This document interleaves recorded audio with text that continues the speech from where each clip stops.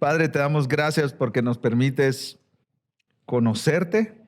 Te has revelado a nosotros a través de tu palabra y nosotros queremos comprender estas dificultades que hay, Señor, en la misma Biblia. No queremos ignorarlas, no queremos ser ajenos a ellas.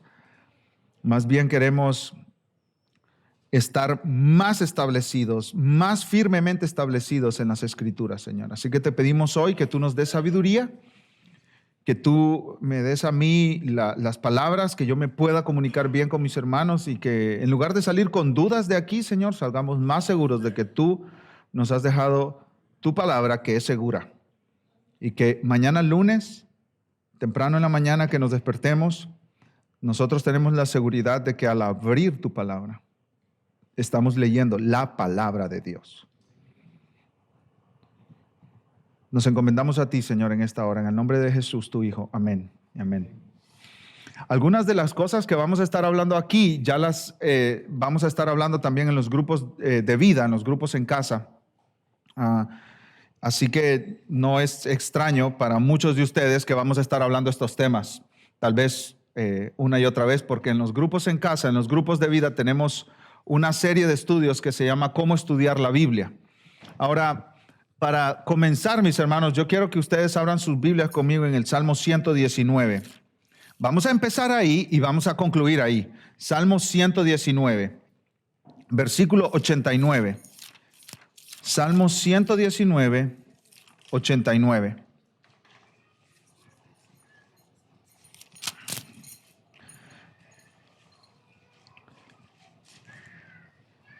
¿Qué dice la palabra de Dios? Salmo 119, 89. ¿Lo tienen, mis hermanos? ¿Sí? Leámoslo todos juntos, a una sola voz. ¿Listos? Dice así la palabra de Dios. Para siempre, oh Jehová, permanece tu palabra en los cielos. Esa palabra permanece ahí, mis amados hermanos. Está hablando de un cimiento. Es como cuando se construye una casa y hay una columna en medio de la casa que sostiene la casa. Dice, tu palabra, oh Dios, tu palabra permanece. ¿Dónde dice aquí el versículo que permanece la palabra de Dios, mis hermanos? En los cielos. Esto nos quiere decir que nuestro Dios soberano conoce la palabra y Él la sostiene, Él está cimentada en Él. O sea, que nosotros tengamos en nuestras manos la revelación de Dios no depende de hombres, sino que depende de Dios, de nuestro buen Dios.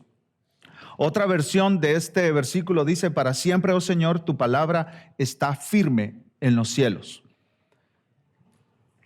Lo puedo poner de esta manera, en estas palabras. Nosotros podemos estar confiados de que en nuestras manos está la palabra de Dios, porque Dios es el que ha revelado su palabra. Y Él se ha encargado de revelarnos su palabra a nosotros. Entonces, empezamos con el pie derecho, declarando, como Salmos 119, 89 lo hace, que la palabra de Dios permanece en los cielos firme. El cimiento de la palabra de Dios no son los seres humanos falibles, sino Dios que es infalible. Y Él no nos dará a nosotros algo falible que falle, porque Él no falla. Empezando por ahí, yo quiero que nosotros consideremos ahora, mis amados hermanos, la declaración de fe de Chicago sobre la infalibilidad bíblica. Los que han tomado la clase de membresía en la iglesia saben que nosotros hemos abrazado esta declaración de fe como parte de nuestra declaración de fe, ¿verdad?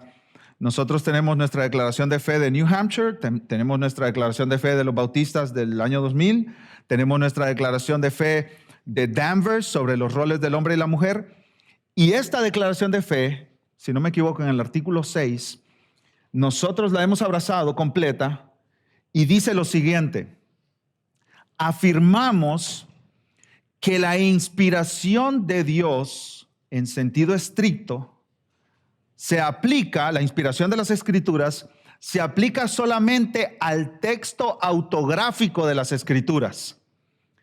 el cual, gracias a la providencia de Dios, puede ser comprobado con gran exactitud por los manuscritos que están a la disposición de todos los interesados. ¿Qué quiere decir eso? Los autógrafos, mis hermanos, son las cartas que escribieron el apóstol Pablo, el apóstol Pedro, Moisés, Isaías, Jeremías. Como si tú le mandas una carta a tu esposa y tú escribes en el papel lo que le quieres decir y después se la envías a ella o se la das a ella. Ella puede leer lo que tú escribiste de tu mano y pluma, por decirlo así. Nosotros ya no tenemos lo que Pablo escribió de su mano y pluma. Nosotros ya no tenemos lo que Moisés escribió de su mano y pluma. Lo que tenemos nosotros son copias de lo que ellos escribieron. ¿Por qué? Porque ellos lo escribieron en materiales muy frágiles. Por ejemplo, el papiro, que la mayor parte de la Biblia se escribió en papiro en su tiempo. El papiro es un material que se desgasta fácilmente, se rompe fácilmente y se echa a perder. Entonces, lo que escribió Pablo, la carta a los romanos que escribió Pablo, con su puño y letra, no la tenemos nosotros. Entonces, ¿cómo nos llegó la carta a los romanos? Bueno, a lo largo de la historia se hicieron copias que son llamados manuscritos. Hoy vamos a escuchar dos términos una y otra vez: autógrafos y manuscritos. Los autógrafos fueron los que los escritores de la Biblia escribieron con su puño y letra, por decirlo así, los originales. Y los manuscritos son copias de esos originales. Imagínense ustedes lo que escribió Juan a Apocalipsis, que lo estamos estudiando en nuestra iglesia, ¿no es cierto? Eso tenía que ir a 7 iglesias diferentes. Eso iba a pasar de mano en mano. Los papiros, el material se iba a desgastar fácilmente. Entonces, ¿qué hicieron nuestros hermanos en Cristo? Lo copiaron y lo copiaron y lo copiaron y lo copiaron para preservar, podemos decir, el texto bíblico, el texto que los hermanos como Pablo, Juan, Pedro escribieron. Miren la siguiente afirmación de esta declaración. Esto nosotros lo abrazamos como nuestra declaración de fe también.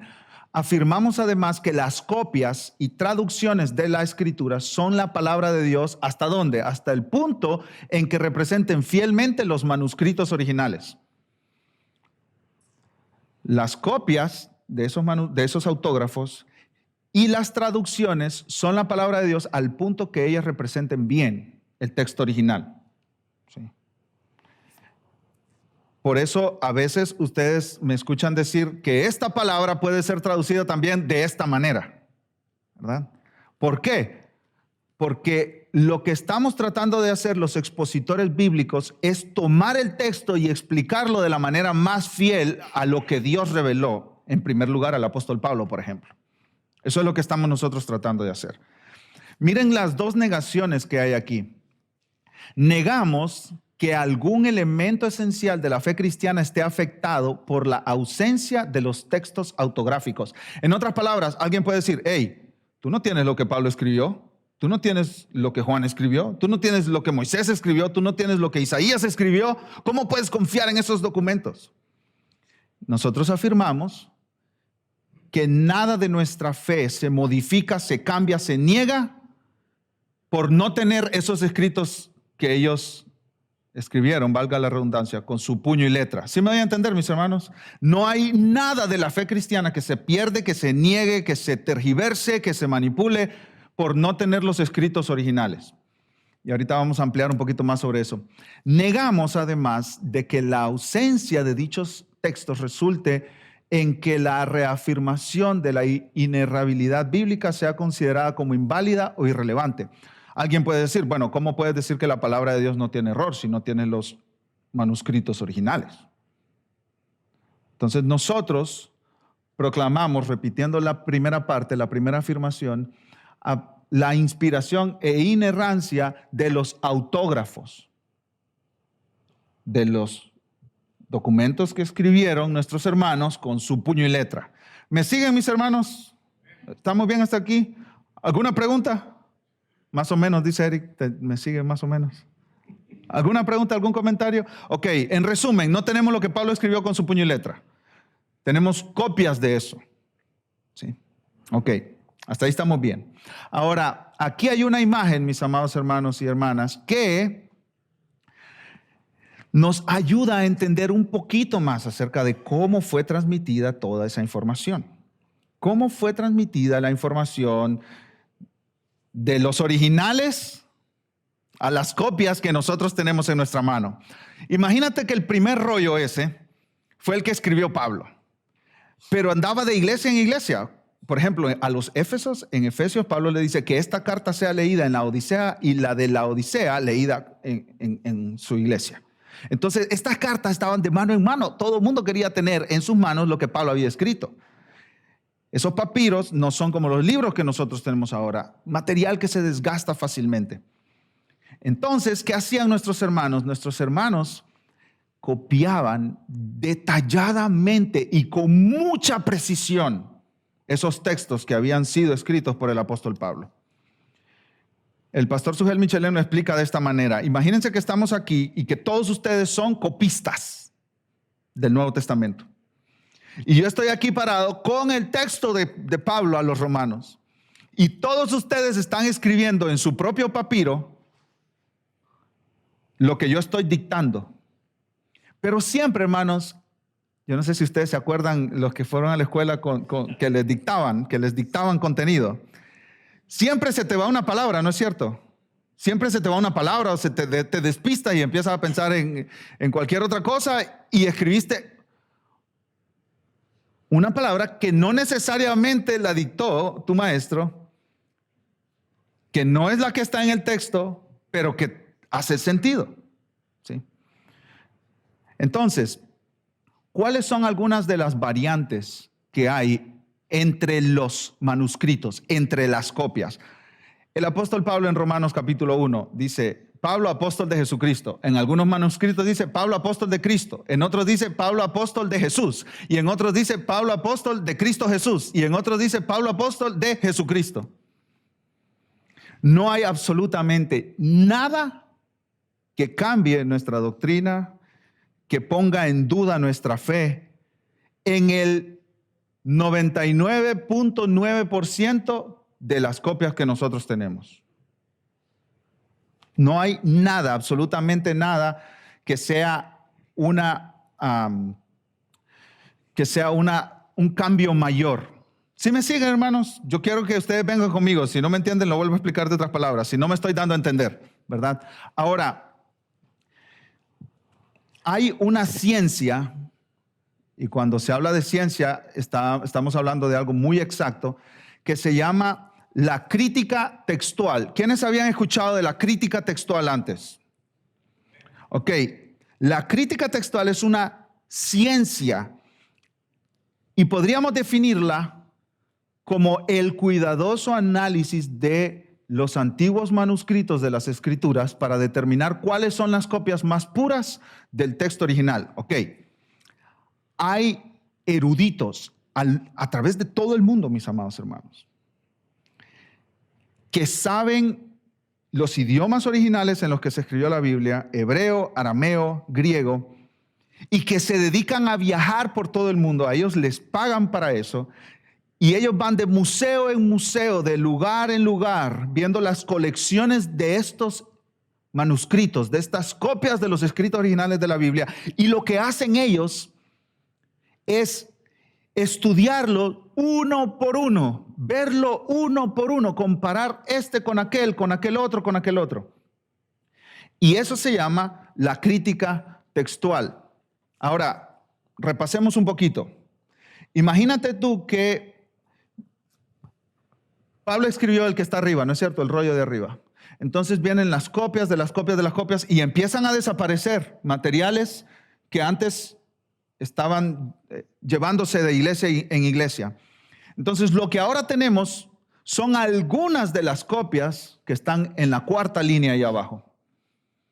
Lo que hacen estos eruditos de la crítica textual es ir de rollo en rollo, de papiro en papiro, de manuscrito en manuscrito, uno por uno.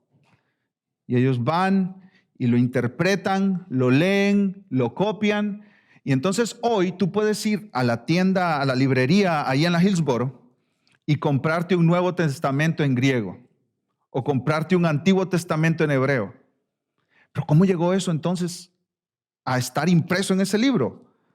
Los eruditos se dedicaron a estudiar horas y horas y horas, años enteros.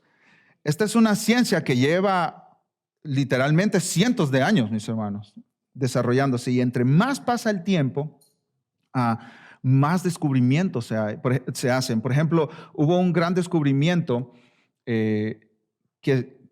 donde se descubrieron los rollos que se conocen como los rollos del Mar Muerto. Y ahí se descubrieron muchísimos materiales que confirmaban lo que Isaías había escrito, casi todos del Antiguo Testamento. Entonces, ahora vamos a ir a este dato que es importantísimo. ¿Cuántas copias del Nuevo Testamento hay en la actualidad? ¿Cuántas copias nosotros tenemos? El conteo final que yo vi en el libro de Josh McDowell, que se llama Evidencia que demanda un veredicto, es un libro de apologética, es 5,856 manuscritos o copias de los escritos originales. Copias de los escritos originales. Ahora, a esta información tenemos que añadirle algo más, que es importante y ahorita lo veremos. Pablo, Juan, pongamos el ejemplo de Juan mejor, no de Pablo. Juan escribió su evangelio, el evangelio de Juan, y se calcula que él escribió su evangelio entre el año 80 y 90 después de Cristo. Fíjate que es interesante que los primeros libros que tú encuentras en el Nuevo Testamento, Mateo, Marcos, Lucas y Juan, no fueron los primeros que se escribieron, cronológicamente hablando. Se cree que el primer libro, la primera carta del Nuevo Testamento que se escribió fue la carta a los Gálatas. Quizá entre esa y Santiago, Primera de Tesalonicenses, están peleando el primer lugar cronológicamente. Entonces, Juan, el apóstol Juan, escribió entre el año 80 y 90 después de Cristo. Ok, ¿cuánto tiempo pasó entre que Juan escribió su evangelio de Juan en el año 80 y la primer copia que nosotros tenemos? 50 años. Pasaron 50 años entre el autógrafo, el original, y la primera copia. ¿Sí me siguen, mis amados hermanos? Sí. Ahora, tal vez tú te preguntas, ¿y cuál es la gran importancia de eso? Eso es súper importante cuando se trata de evaluar la veracidad de los textos históricos. Esto es súper importante. Y ahorita yo les voy a dar varios ejemplos. Si comparamos nosotros lo que tenemos de nuestra Biblia, los manuscritos, las copias de los originales, y el tiempo que pasó entre el año que se escribió y el año que tenemos la primera copia de ese texto, si nosotros comparamos lo que nosotros tenemos de la Biblia con los otros escritos históricos clásicos de hoy, vamos a ver una gran diferencia. Por ejemplo, la Ilíada, escrita por Homero, ¿a quién se la mandaron a leer en sus clases? ¿Sí? A mí me la mandaron a leer, nunca la leí. Pero la que sí leí fue la Odisea, que también es de Homero. ¿Sí? Esa sí me gustó. No me acuerdo que habla de unos dioses ahí que estaban peleando y enojados, pero la Ilíada de Homero, hay 1900 copias de sus escritos originales. ¿Y cuánto hay de separación entre cuando se escribió y la primera copia? 400 años pasaron. 400. ¿Cuántos dijimos del Nuevo Testamento, mis hermanos? 50 años. Sí. Ahora, fíjense que los maestros en los colegios, en las universidades, en las escuelas secundarias no le dicen, mira, vas a leerte la Ilíada, pero ten cuidado que nosotros no estamos seguros que eso sea lo que escribió Homero. No dicen eso, ¿verdad? Solo dicen, léete la Ilíada. ¿No es cierto? No ponen en tela de juicio el escrito porque eruditos de la literatura clásica se tomaron el tiempo para reconstruir el escrito original de Homero. ¿Sí? Pero cuando se habla de la Biblia, todo se pone en tela de juicio, ¿no es cierto? No, pero ¿cómo puedes creer en ese libro? Que ese libro fue copiado y recopiado y recopiado. Y mira, no tenemos los originales. Si no tuviéramos los originales, no hay literatura clásica entonces. No hay literatura clásica entonces. Miren el siguiente ejemplo. Fíjate que la Ilíada es el mejor atestado documento histórico. Después de la Ilíada todo se pone peor en cuanto a número de copias, incluso la diferencia de años que hay entre copia y original. Clásicos de la literatura antigua, la historia escrita por Heródoto. Sí. Yo tengo algunas notas acerca de estos hombres ahí porque pues, no los conocemos. Heródoto es tradicionalmente considerado como el padre de la historia en el mundo occidental y fue el primero en componer un relato razonado y estructurado de las acciones humanas. Tenemos que recordar, mis hermanos, que en la antigüedad toda la razón que se le daba a la historia entre los griegos, los romanos, era un dios peleándose con otro dios y dio a luz esta nación o este imperio. Pero estos hombres, estos historiadores, empezaron a poner en papel la historia como había sucedido en verdad. ¿Sí? 106 copias. O sea, 106 manuscritos. ¿Cuántos manuscritos dijimos que había del Nuevo Testamento? Casi 6,000. Y si siguen buscando los arqueólogos, van a encontrar más. Todo es cuestión de que pase el tiempo, porque en cuanto más tiempo va pasando, más descubrimientos se van haciendo. 106 copias. 300 años después del documento original, la copia más antigua. Las tragedias de Sófocles, 226 copias. La copia más antigua, 100 años después del original. Los diálogos de Platón. Platón es uno de los hombres más influyentes en la filosofía y el pensamiento del hemisferio occidental. Hay pocos que se comparen a Platón en su influencia al pensamiento. O sea, tú y yo somos básicamente resultados del pensamiento platónico. Hasta tenemos una frase, ¿no? Amor platónico, ¿no es cierto? Y si seguimos buscando, vamos a encontrar más frases que tienen que ver con Platón. Pero mira, ¿cuántas copias hay de sus escritos originales?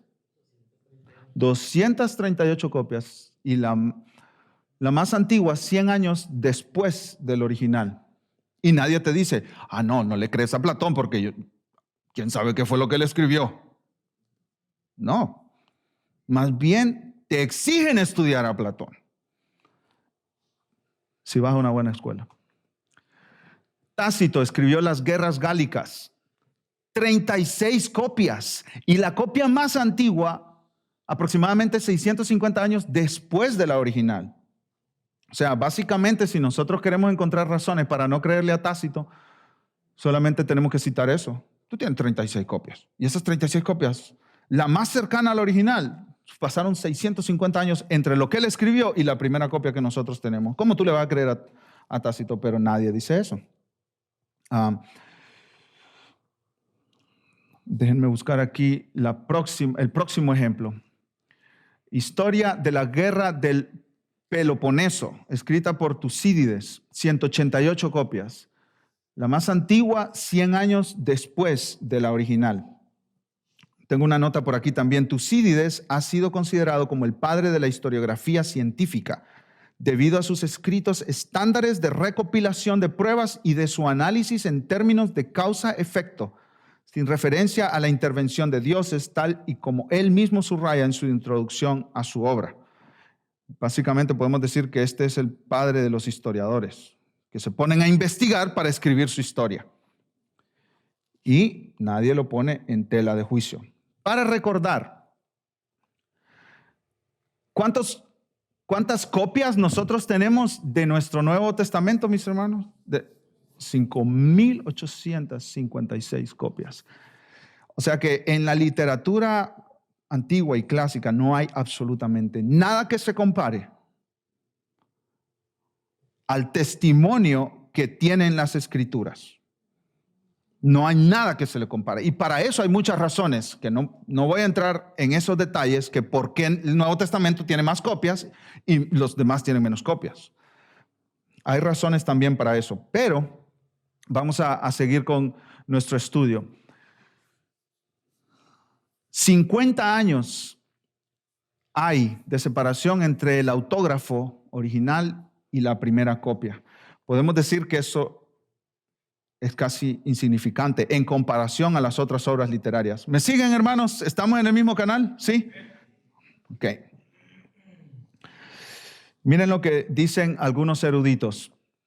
Nadie cuestiona la autenticidad de los libros históricos de la antigüedad porque no poseemos las copias originales. Sin embargo, tenemos muchos menos manuscritos de estas obras que los que poseemos del Nuevo Testamento. Otro erudito dice lo siguiente: si tenemos dudas sobre lo que decía en los autógrafos originales del Nuevo Testamento, esas dudas tendrían que multiplicarse por 100 para el autor clásico promedio. En otras palabras, si no crees lo que dice la Escritura, si no crees que nosotros tenemos lo que los autores escribieron, básicamente no vas a creer en ninguna obra de la literatura clásica. Ninguna. Ni Aristóteles, ni Platón, ni nadie se compara al testimonio que hay de las Escrituras. La evidencia, dice F.F. Bruce, de nuestros escritos del Nuevo Testamento es incluso mucho mayor que la evidencia de muchos escritos de autores clásicos, cuya autenticidad nadie osaría cuestionar. Hay como un tipo de testimonio de un apologeta que estaba en una universidad defendiendo la fe cristiana y le preguntó al hombre que no creía en la autoridad de la palabra: si tú no estás confiando en la Biblia, entonces tira a la basura todas las obras clásicas. Y este hombre dice: pues lo tiramos a la basura. Y se levantó el director del departamento de literatura y dijo: hey, mira, puedes tirar cualquier otra cosa, pero eso tú no me lo tires. ¿Sí? ¿Qué nos dice esa experiencia de estos hombres? Que no hay nadie que niegue las obras clásicas por falta de los escritos originales.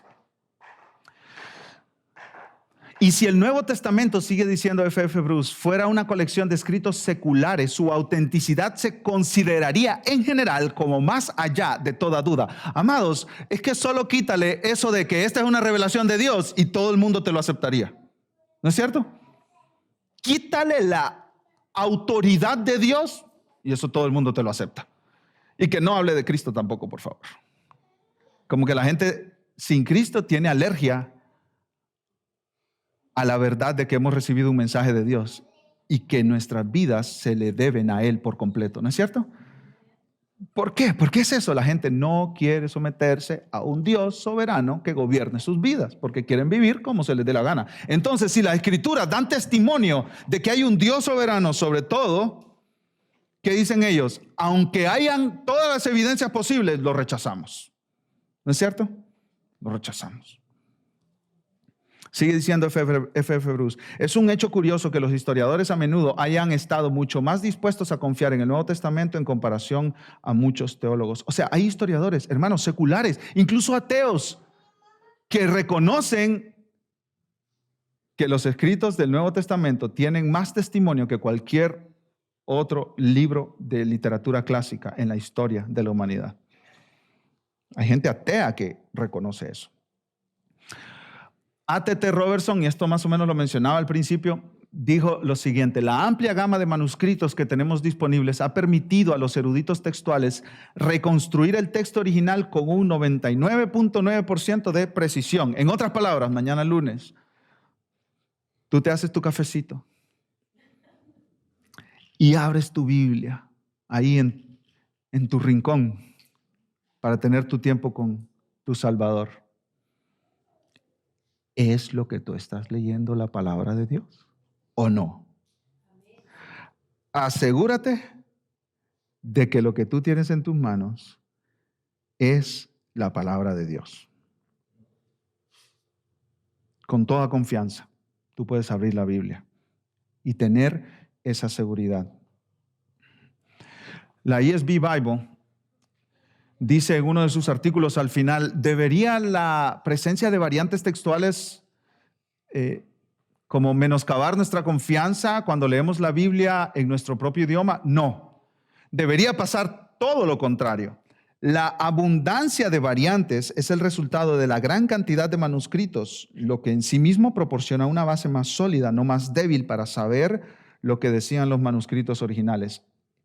En otras palabras, al final del día, en todo caso, debemos tener más confianza en que lo que tenemos en nuestras manos es la palabra de Dios, no menos confianza, porque no tenemos los originales. Hay más de dónde comparar una copia con la otra. Repasando, Pablo escribió, digamos, el que está arriba. Hay copias y copias de copias que fueron escritas. ¿Limita eso nuestra fe y nuestra confianza en la palabra de Dios? De ninguna manera. Se los puedo poner de esta forma. Miren la última línea. Esas son copias de los manuscritos originales, ¿ok? Que son las que nosotros tenemos. Las 5,800 y tantas que mencionamos no son parecidas 100% la una con la otra. ¿Por qué? Porque en el proceso se perdió una palabra, se perdió una sílaba, un acento, se perdió esto, lo otro, ¿sí? Pero esas variantes, esas variaciones, corresponde al 0,01%. En otras palabras, los eruditos pueden llegar a tener el texto completo de las Escrituras. Ahora, yo quiero hablarles, mis amados hermanos, de las 3 variantes más serias, más difíciles de explicar que hay. Y ahí entra nuestro texto de Marcos 16. Usted dice, pastor, pero wow, ya lleva 20 minutos hablando ahí, no hemos hablado de Marcos 16. Yo ya me estoy durmiendo con tanto manuscrito y copias y originales. Aquí entramos a lo bueno. Hay 3 variantes en el texto de los manuscritos que se han recopilado, que son las variantes más serias, más grandes, más graves. Y la primera la encontramos en Primera de Juan, capítulo 5, versículos 7 al 8. Y esa se llama, en el mundo de la crítica textual, la coma juanina. Así se llama, la coma juanina. Y yo quiero leérselos a ustedes. Hay otras variantes además de estas, pero estas 3 son las más serias, digamos. Primera de Juan, capítulo 5, versículos 7 al 8. Dice así la palabra del Señor. Porque 3 son los que dan testimonio en el cielo: el Padre, el Verbo y el Espíritu Santo. Y estos 3 son uno. Y 3 son los que dan testimonio en la tierra: el Espíritu, el agua y la sangre. Y estos 3 concuerdan. Ahí quítenle toda la parte de el Padre, el Verbo y el Espíritu Santo, y estos 3 son uno, y estos 3 dan testimonio en la tierra. Esa es la coma juanina. No está en los manuscritos mejor atestiguados. Esa partecita ahí que está en nuestra Biblia Reina Valera no está en los manuscritos que se llaman los manuscritos más confiables. Los teólogos y muchos pastores que yo he escuchado encuentran Primera de Juan como la carta más difícil de predicar y de interpretar del Nuevo Testamento. Y esa es una de las grandes dificultades de interpretar Primera de Juan. ¿Cuál es la segunda variante más crítica, grave, seria que nosotros tenemos? Solo son 3 las más críticas, graves y serias, que son estas. No hay más. Todas las otras variantes son menores, como les expliqué. Unos, en lugar de escribir Jesucristo, escribieron Cristo, otros escribieron Jesús y otros Cristo Jesús. Esas son las variantes, no cambian nada. Pero cuando llegamos a Juan 7:53 al 8:11, ¿qué nos encontramos ahí, mis hermanos? La historia de la mujer encontrada en adulterio. ¿Recuerdan la famosísima frase? El que está libre de pecado, tire la primera piedra. ¡Wow! Para nuestra gran sorpresa, eso no está en los manuscritos más antiguos. Consíganse una buena Biblia de estudio, por ejemplo, en En inglés, la ESV, Study Bible, en español, la Biblia de Estudio MacArthur o la Biblia de Estudio de las Américas.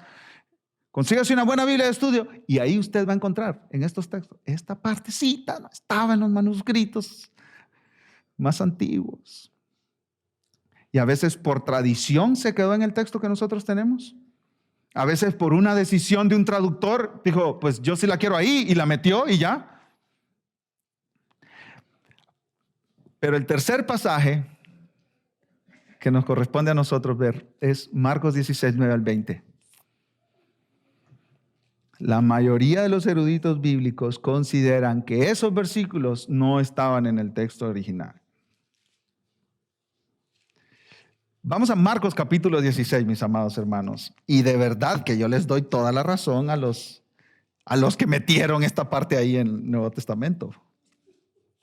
Yo les doy toda la razón, porque cuando tú lees Marcos 16 y empiezas a leer acerca de la resurrección y que Cristo resucitó y que las mujeres fueron a la tumba, y cuando tú empiezas a leer todo eso y llegas al versículo 8, tú dices, hey, pero ¿cómo? ¿Así termina la historia?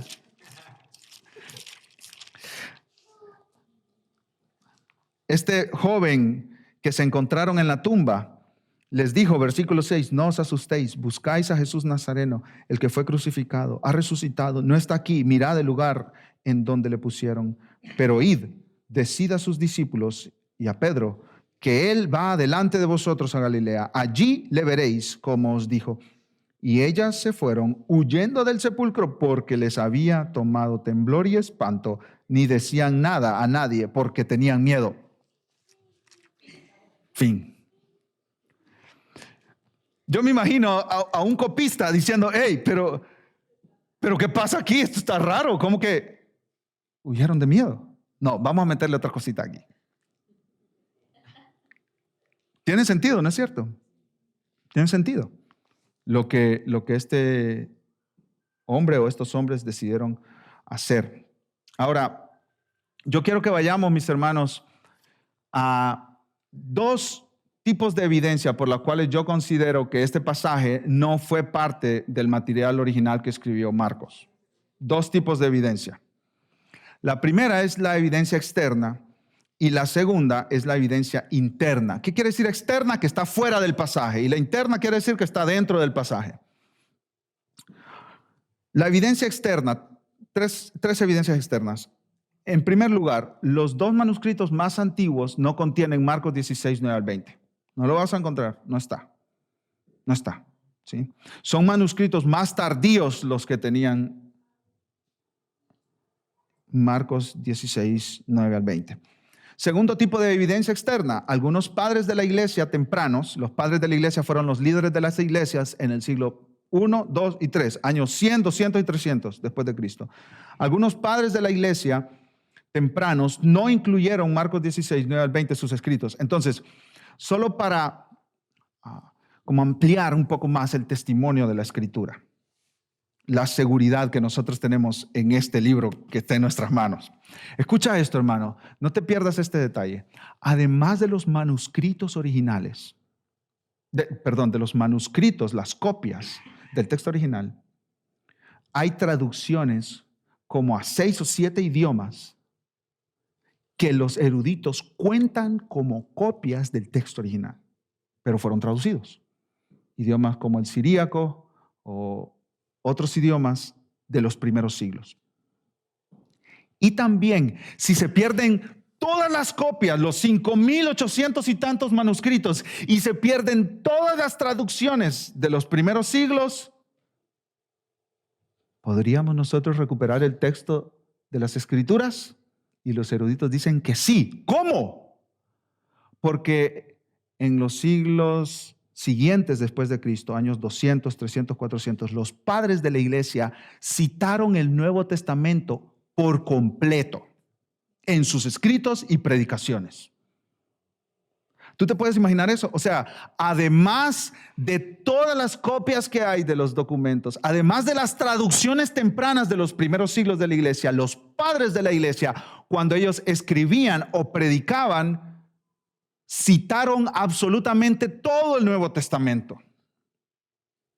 Eso es un testimonio sin igual para ninguna obra literaria de la historia. Y algunos padres tempranos de la iglesia no incluyeron este pasaje en sus citas, en sus sermones, en sus escritos. ¿Cuál es la tercera evidencia externa? Hay 5 finales diferentes conocidos del Evangelio de Marcos. Como que los copistas decían, hey, pero esto suena raro, ¿cómo que va a terminar aquí? Huyeron de miedo y las mujeres huyeron de miedo y ya. Esto me suena raro. No, yo me voy a poner aquí a añadir un poquito más, ¿verdad? Porque no me cuadra que termine así la historia. Está demasiado bueno el Evangelio de Marcos. Y hay 5 finales diferentes que se conocen del Evangelio de Marcos. Y tú te preguntas, ¿y entonces cuál es de los 5? Para mí, Marcos, por su estilo de escritura, que es evidente en toda la carta, terminó y dejó en suspenso la historia. Si tú lees el Evangelio de Marcos, es el Evangelio, digamos, más rápido de todos. Cuando tú lees el Evangelio de Marcos, en el idioma original, en griego, hay una palabra que es kai, K-A-I, y se traduce como I. Y de eso el Evangelio de Marcos entero está lleno. Cientos y cientos de kai, porque Marcos lo que está haciendo es, Jesús iba y yendo y sanando y predicando. Jesús está en acción. Este es el Evangelio de la acción. Y en muchas escenas, Marcos nos deja como en suspenso. ¿Y qué es lo que hace? Va a la siguiente escena. Y va a la siguiente escena. Y va a la siguiente escena, porque él quiere que todo vaya avanzando rápido. Entonces, para mí, en mi opinión, Marcos 16:8, ahí Marcos le puso punto final a su evangelio. Ahora, vamos a las evidencias internas. Internamente, el texto de Marcos tiene 3 diferentes evidencias que nos ayudan a llegar a la conclusión de que ese texto no estaba en lo que escribió el evangelista Marcos. En primer lugar, el vocabulario. Las palabras usadas en los versículos 9 al 20 son definitivamente diferentes a las palabras usadas en el resto del evangelio. Mira, hermano, yo no soy erudito en griego. Yo apenas te sé leer. Digamos como algunos estamos machucando el inglés. Más o menos así, hermano. ¿Sí? Pero yo me doy cuenta, y obviamente después de leer comentarios y leer libros sobre este tema, yo me doy cuenta que cuando uno va leyendo Marcos 16 y llega al versículo 9, es otra cosa. Es otra cosa, totalmente diferente en el idioma original. El vocabulario es diferente. Además, otra evidencia interna, la conexión entre los versículos 1 al 8 y 9 al 20 es abrupta y extraña. Yo les voy a explicar algunas cositas del idioma original en ese texto. La palabra griega con la que comienza el versículo 9 se traduce pues e implica continuidad con la narración precedente. Sin embargo, la narración no continúa la historia de las mujeres mencionadas en el versículo 8, sino que describe la aparición de Cristo a María Magdalena. En otras palabras, viene hablando de las mujeres que huyeron espantadas. En el versículo 9, pues, después se empieza a hablar de otra cosa. Es un cambio abrupto ahí, que no hace sentido, ni hace sentido para el escrito de Marcos. Además, hay un cambio del femenino al masculino en el sujeto a quien se refiere en el versículo 9. Viene hablando en femenino en el versículo 8, en el versículo 9 ya está hablando en femenino, en masculino. Además, aunque Marcos acaba de mencionar a María Magdalena 3 veces, Marcos mencionó a María Magdalena en Marcos 15:40, 15:47 y 16:1. El versículo 9 presenta a María Magdalena como si fuera la primera vez que la menciona en toda la carta. Dice María Magdalena, de la que Jesús sacó 7 demonios. Pero entonces un lector dice, pero antes no me había mencionado a María Magdalena y nunca me lo introdujiste, pero ahora sí me lo estás introduciendo. Además, el ángel habló de la aparición de Jesús a sus seguidores en Galilea, pero las apariciones descritas en los versículos 9 al 20 están todas en Jerusalén. La tercera evidencia interna es el contenido. El contenido de los versículos 9 al 20 parece ser un resumen de las apariciones de Jesús después de su resurrección. ¿Qué creo yo que pasó con este hombre que estaba copiando el texto y le metió versículos 9 al 20? Él dijo, bueno, pero mira, muchacho, en Mateo y en Lucas y en Juan y en Hechos sí se termina la historia. ¿Por qué no le metemos un poquito aquí de lo que dijo Lucas y de lo que dijo Mateo y de lo que dijo Lucas en Hechos? ¿Sí?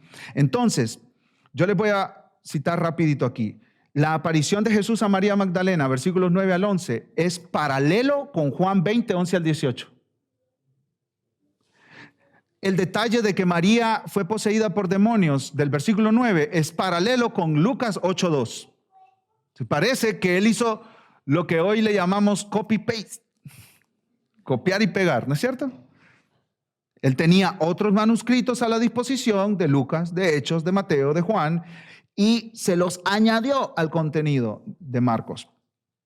La negación de los discípulos de creer en el reporte de la resurrección de Jesús de parte de María, versículo 11, es paralelo con Lucas 24:11.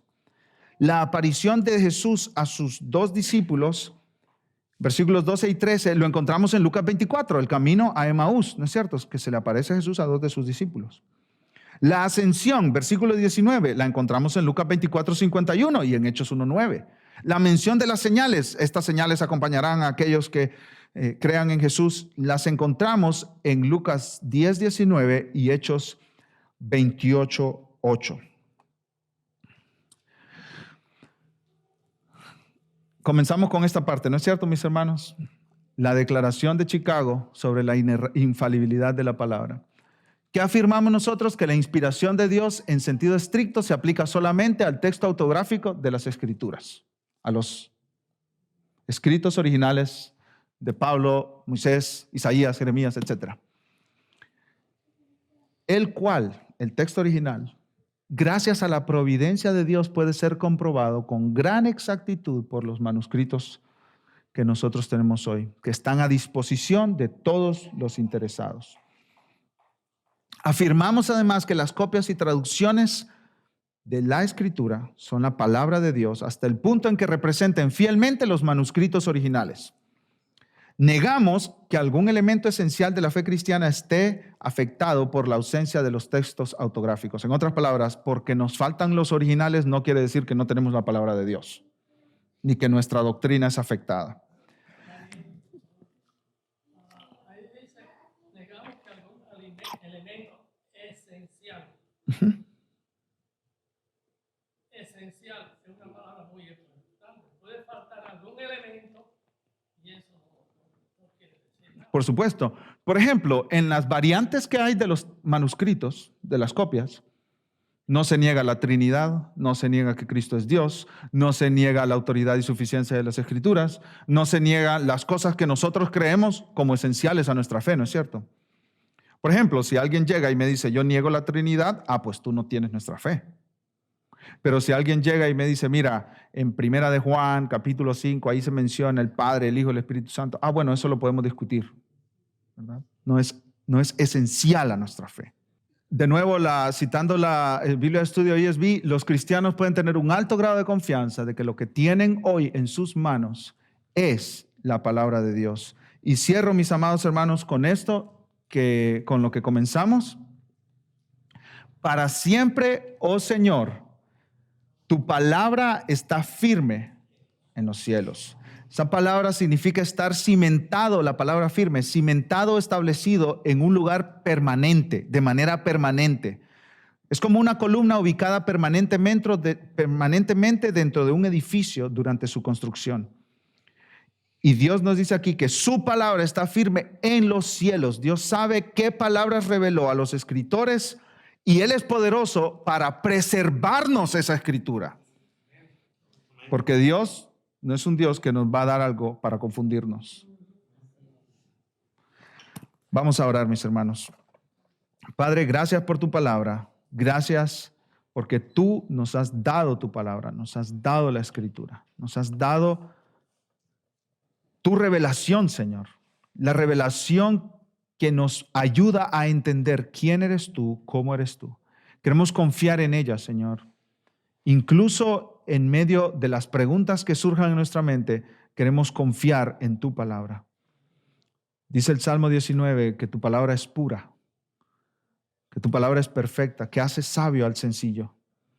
Queremos meternos cada día más en tu palabra, Señor, y dejar que tu palabra se meta en nosotros. Todo para la gloria de tu nombre y para la fama de Cristo, Señor. Bendícenos esta semana, llévanos con tu paz y tu bendición a nuestros lugares. En el nombre de Cristo Jesús. Amén.